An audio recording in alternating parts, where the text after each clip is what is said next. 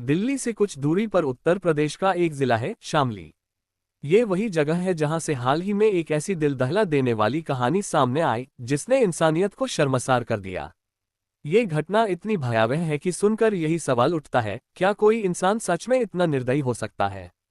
शामली में फारूक नाम का एक व्यक्ति अपने परिवार के साथ रहता था। फारूक बेहद गरीब था और शादियों या होटलों में रोटियां बनाने का काम करता था। करीब 18 साल पहले उसकी शादी पड़ोस के गांव की एक लड़की ताहिरा से हुई थी। शादी के बाद उनका जीवन सामान्य रूप से चल रहा था। समय के साथ उनके 5 बच्चे हुए, 3 बेटियां और 2 बेटे। बड़ी बेटी की उम्र लगभग 14 साल थी और सबसे छोटा बेटा करीब 6 साल का। घर की आर्थिक स्थिति बेहद खराब थी। फारूक की कमाई इतनी नहीं थी कि वह परिवार का ठीक से खर्च उठा सके। बच्चों की स्कूल फीस भरना भी मुश्किल हो गया, जिस वजह से धीरे धीरे बच्चों की पढ़ाई छूट गई। इसके बावजूद परिवार किसी तरह अपनी जिंदगी चला रहा था। लेकिन दिसंबर के पहले हफ्ते में अचानक सब कुछ बदल गया। एक दिन ताहिरा और उसकी 2 बेटियां, एक 14 साल की और दूसरी 7 साल की, घर से अचानक गायब हो गईं।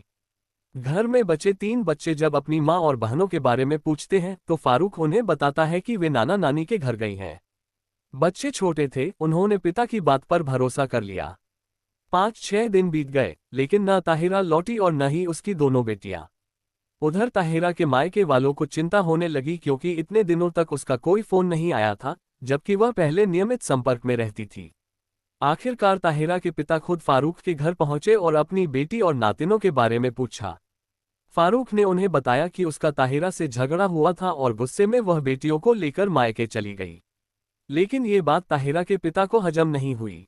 उन्हें अपनी बेटी पर पूरा भरोसा था कि वह बिना बताए कभी इस तरह गायब नहीं हो सकती। शक गहराने लगा। गांव के प्रधान को इस मामले में शामिल किया गया और फिर पुलिस स्टेशन में शिकायत दर्ज कराई गई। पुलिस ने फारूक से पूछताछ शुरू की। शुरू में वह वही कहानी दोहराता रहा, लेकिन बच्चों के बयान और परिस्थितियों ने पुलिस का शक और पुख्ता कर दिया। आखिरकार कड़ी पूछताछ के बाद फारूक टूट गया। उसने पुलिस को अपने घर चलने को कहा और घर के अंदर बने सेप्टिक टैंक की ओर इशारा करते हुए स्वीकार किया कि उसने अपनी पत्नी और दोनों बेटियों की हत्या कर दी है और यहीं उन्हें दफना दिया है। पुलिस ने तुरंत खुदाई शुरू करवाई।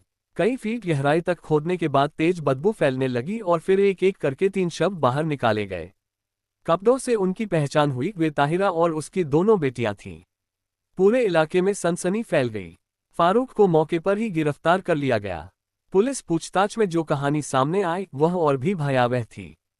फारूक ने बताया कि वह अपनी पत्नी को हमेशा पर्दे में रखता था।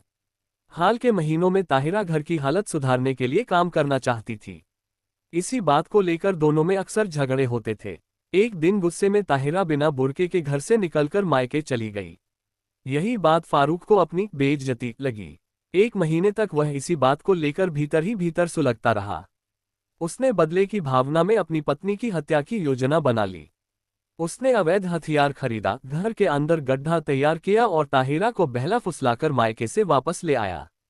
कुछ दिनों की मानसिक उथल पुथल के बाद एक रात उसने अपनी पत्नी को गोली मार दी। गोली की आवाज सुनकर बड़ी बेटी जाग गई और मां को खून में लथपथ देखकर बाहर आ गई। गवाह बनने के डर से फारूक ने अपनी ही बेटी को भी गोली मार दी। बाद में छोटी बेटी भी जाग गई और उसे भी मार दिया गया। तीनों शवों को उसने पहले से तैयार गड्ढे में दफना दिया और ऐसे रहा जैसे कुछ हुआ ही न हो। बाकी 3 बच्चे उस रात सोते रहे, यही उनकी किस्मत थी। यह मामला सिर्फ एक हत्या नहीं, बल्कि सोच, मानसिकता और नियंत्रण की उस खतरनाक सोच को उजागर करता है, जिसमें इज्जत के नाम पर इंसान अपने ही परिवार को खत्म कर देता है। फिलहाल फारूक पुलिस हिरासत में है और मामले की आगे की जांच जारी है। शामली ही नहीं, पूरा समाज इस सवाल से स्तब्ध है, क्या किसी की तथाकथित इज्जत इंसान की जान से बड़ी हो सकती है। ये कहानी यहीं खत्म होती है, लेकिन इसके सवाल आज भी जिंदा है।